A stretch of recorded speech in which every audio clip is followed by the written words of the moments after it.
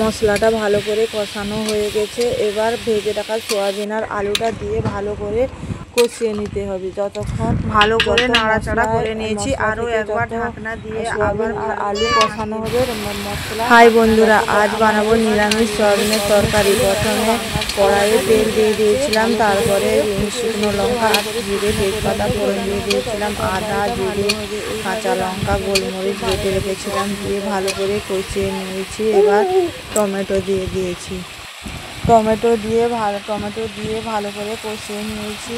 লবণ হলুদ লঙ্কার গুঁড়ো দিয়ে আগে থেকে সয়াবিনটাকে ভিজিয়ে রেখেছিলাম, আলু সিদ্ধ করে রেখেছিলাম।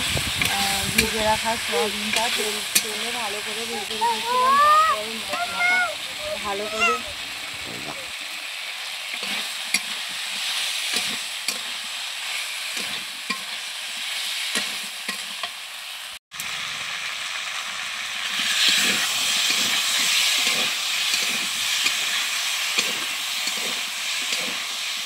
ভালো করে কষিয়ে শুকনো করে নিয়েছি ভালো করে। আর বন্ধুরা, আমার এই রান্নাটা যদি ফেসবুক পেজ থেকে দেখো তাহলে ফেসবুক পেজটিকে ফলো করে দাও, আর যদি ইউটিউব থেকে দেখো ইউটিউবটিকে সাবস্ক্রাইব করে পাশে থেকো। মশলাটা কষানো হয়ে গেছে, এবার জল দিয়ে ভালো করে ফুটিয়ে নিতে হবে সয়াবিন আর আলুটাকে।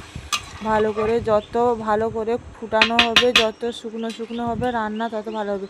ঢাকনা দিয়ে ভালো করে ফুটিয়ে নিতে হবে তরকারিটা। ঢাকনাটা খুলে মাঝে একবার ভালো করে নাড়াচাড়া করে নিতে হবে। ভালো করে নাড়াচাড়া করে নিব।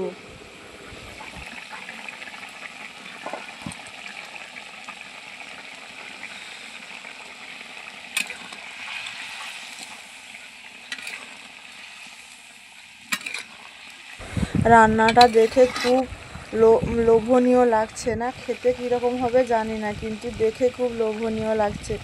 আপনারা এইভাবে, আমি যেইভাবে রান্না করেছি আপনারা সেইভাবে ফলো করবেন। পুরো রান্নাটা খুব ভালো লাগবে খেতে।